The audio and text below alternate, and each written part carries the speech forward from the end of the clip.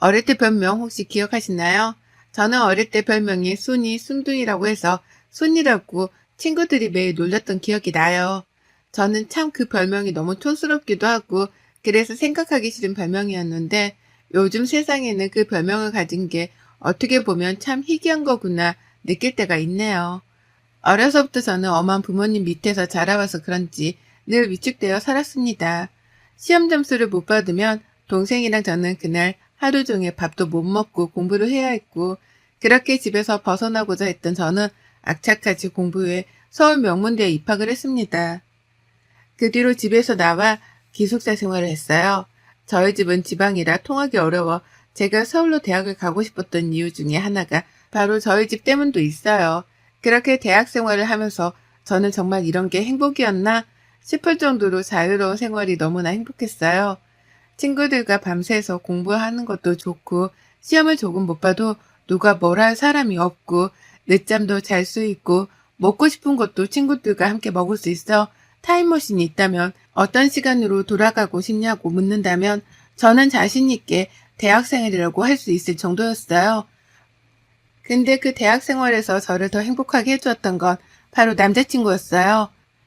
남자친구는 저랑 함께 입학한 동기로 처음에는 친한 친구였다 어느샌가 서로가 마음이 생겨 연애하게 된 케이스로 남자친구가 군대 갔을 때도 기다려줄 정도로 저희 사랑은 돈독했죠.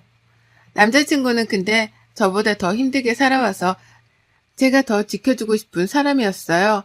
부모님이 사이가 안 좋아 대학생활 때 이혼하시고 남자친구는 그 뒤로 집을 나와 혼자 산다고 했었거든요. 그래서 제가 밥이나 반찬도 가서 많이 해주고 서로 가족처럼 의지하고 대학생활을 보냈습니다.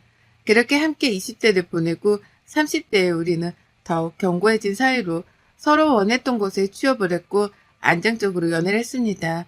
남자친구가 자취를 하는데 자취방에서 자주 가서 며칠씩 있다 오고 하니까 갑자기 남자친구가 저보고 한 번은 우리 그냥 같이 살까? 라고 물어보는 거예요. 그래서 제가 지금 프로포즈야? 라고 물으니 정말 반지를 준비했더라고요. 내 인생에 결혼이 있을까 싶었는데 프로포즈를 막상 받으니 정말 몽글몽글한 마음이었습니다. 서로 나이도 찬지라 저희 집에 먼저 인사를 드리기로 해 처음 부모님을 정말 오랜만에 뵈러 갔던 날, 저희 부모님은 예전에 알던 부모님이 아니셨어요. 많이 변하신 모습에 내가 너무 못되게 엄마 아빠한테 굴었구나 그때 느꼈습니다. 엄마 아빠는 인사시킨 남자친구를 너무나 좋아하셨고 그 뒤로 남자친구네 집에도 인사 가기로 했어요. 남자친구 또한 집과 사이가 안 좋은지라 처음에는 그냥 간소하게 결혼을 원했지만 저희 부모님이 그렇게 하면 나중에 후회한다고 꼭 인사드리라고 당부하셔서 과일 바구니를 들고 남자친구네 아버님을 뵈러 갔죠. 뵈러 간 날 저는 정말 깜짝 놀라고 말았어요. TV에서만 보던 인테리어 집이 제 눈앞에 있더라고요. 남자친구가 맨날 친구들한테 얻어먹고 되게 짠돌이였는데 알고 봤더니 아빠가 사업체 몇 개 운영을 하고 있더라고요. 저는 작은 사업인가 보다 했는데 생각보다 굉장히 큰 회사였나 봐요. 가서 인사를 드리는데 식은땀이 줄줄 나더라고요. 남자친구는 식사 내내 시큰둥했지만 아버님은 굉장히 좋아하시는 것 같았어요.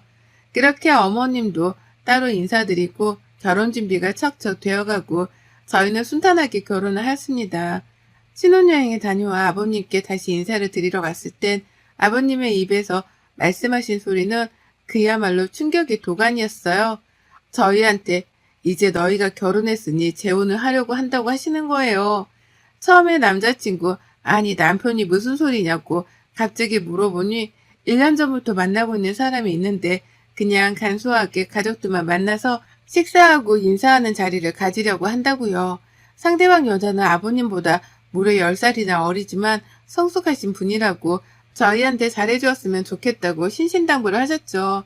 사랑과 전쟁에서나 볼 법한 시어머니 두 분이 나에게도 생기는 건가 당혹스러움을 감출 수가 없었어요. 남편은 절대 안 간다고 내가 왜 가냐고 난리를 했지만 그래도 아빠고 이혼하시고 나서 재혼하시는 건데 자식들이 반대할 필요는 없지 않냐고 설득 끝에 그 식사 자리에 다녀왔습니다. 식당에서 처음 본 아버님의 여자친구, 아니 새어머님은 되게 단아하고 고우신 분이신 것 같았어요. 미술관 큐레이터였다고 하셨어요. 그래서 그런가 불어부터 영어, 일본어까지 4개국어를 한다고 들었거든요. 정말 그 식사 자리에서 자기 가족들과 불어로 대화를 하는데 우리와는 결이 다른 사람이구나 싶었습니다. 그래도 다행인 게 남편이 시댁에 자주 가지를 않으니 새 시어머니와 그렇게 자주 마주칠 일은 없겠지 싶었죠. 근데 제 생각과 정반대로 돌아간다고 해야 할까요? 새어머님이 남편이 아닌 저한테 전화가 오는 거예요. 물론 며느리는 맞지만 식당에서 처음 본 게 다인데 저보고 전화 와서 점심 식사를 우리 여자들끼리만 하자고요.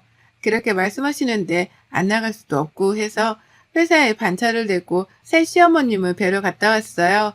카페에서 새 시어머님을 기다리는데 저기서 걸어오시는데도 의상 입고 영국 황실에나 있을 법한 옷을 입고 나오신 거예요.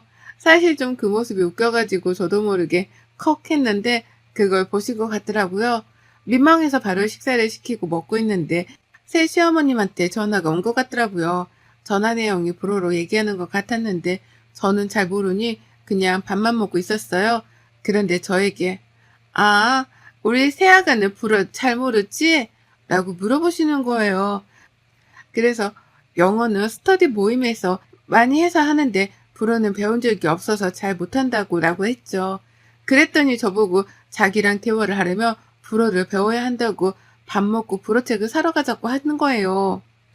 제가 하는 직종과도 불어는 전혀 다른 분야인데 제가 새 시어머니랑 이야기하려고 불어를 배울 건 아니잖아요. 그래서 제가 지금 일이 너무 바빠서 무언가를 배울 시간이 많이 없다.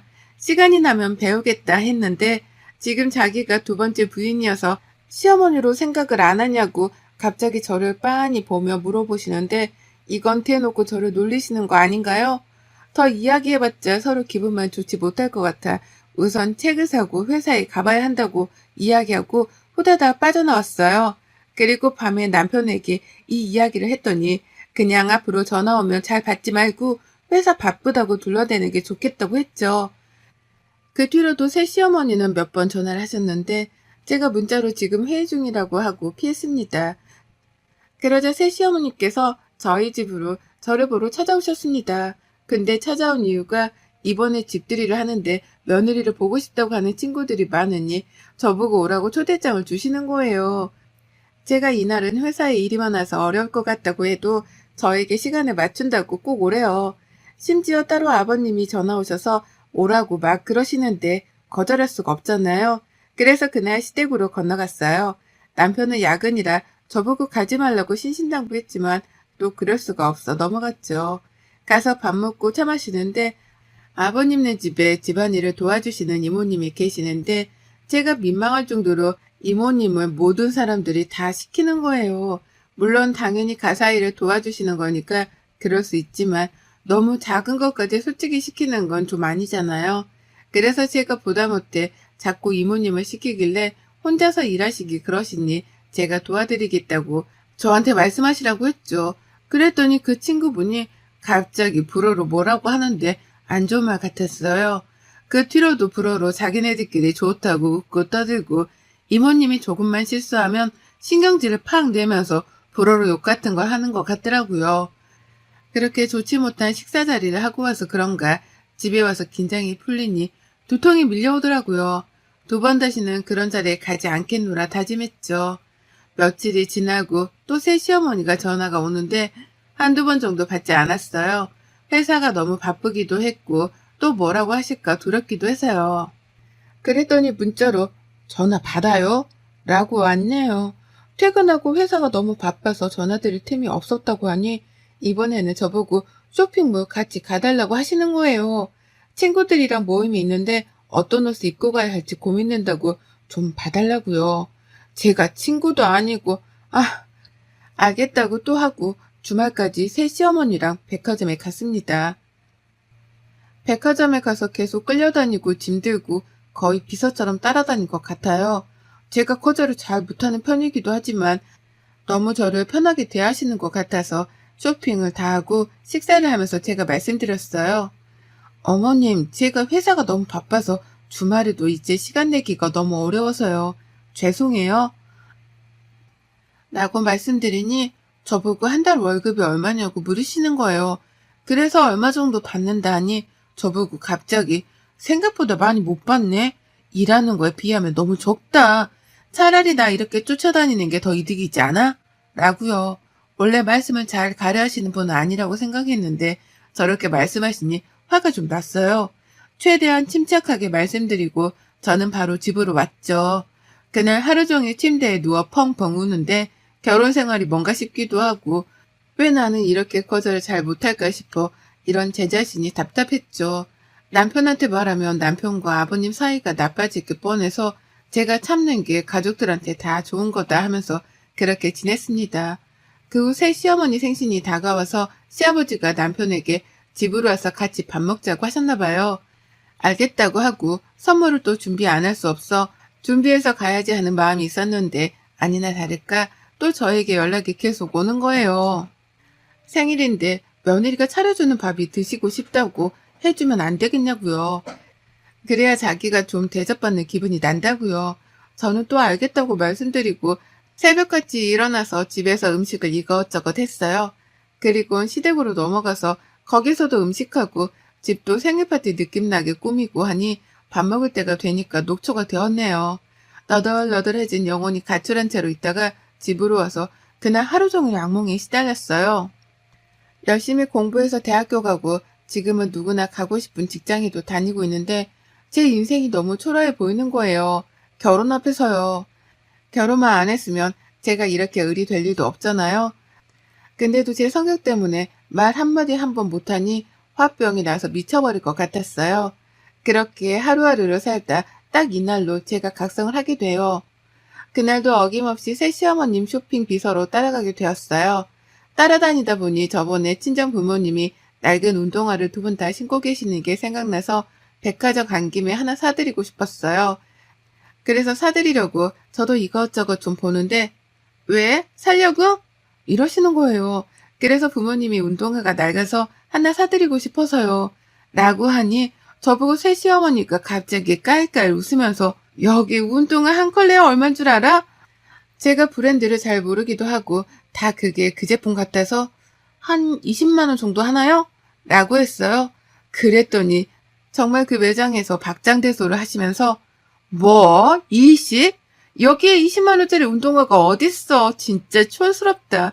우리 새아가 나 따라다니면서 안목 좀 챙겨야 할 것 같아.